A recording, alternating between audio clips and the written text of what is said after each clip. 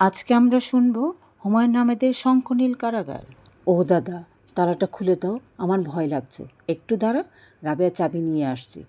এখান থেকে মায়ের অস্পষ্ট কান্না শোনা যাচ্ছে। কিছু কিছু কান্না আছে যা শুনলেই কষ্টটা সম্বন্ধে শুধু যে একটা ধারণাই হয় তাই না, ঠিক সেই পরিমাণ কষ্ট নিজেরও হতে থাকে। আমার সেই ধরনের কষ্ট হতে থাকলো। রাবেয়া এসে রনুর ঘরের তালা খুলে দিল। রাবেয়া বেচারি ভীষণ ভয় পেয়েছে। তুই এত দেরি করলেই খোকা, এখন কি করি বল?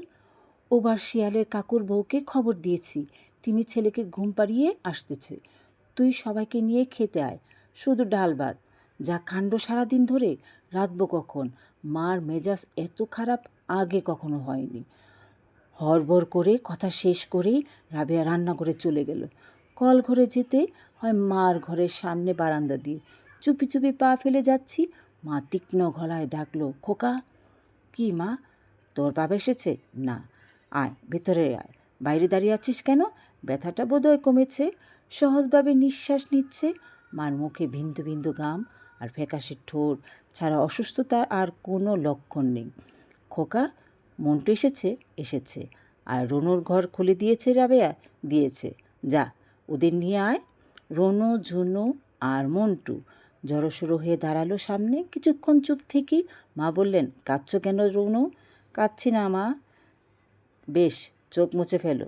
ভাত খেয়েছো? না। যাও, ভাত খেয়ে ঘুমাও গিয়ে। মন্টু বলল, মা আমি বাবার জন্য রাস্তায় দাঁড়িয়ে থাকবো? না না, ঘুমাও গিয়ে। রনু মা, কাঁদছো কেন তুমি? কাঁদছি না তো মা, আমার কিছু হয়নি। সবাই যাও, ঘুমিয়ে পড়ো। যাও যাও যাও। ঘর থেকে বেরিয়ে কেমন যেন খারাপ লাগতে লাগলো আমার। আমাদের এই গরিব ঘর, বাবার অল্প মাইনের চাকরি, এর ভেতরে মা যেন অসম্পূর্ণ বেমানান।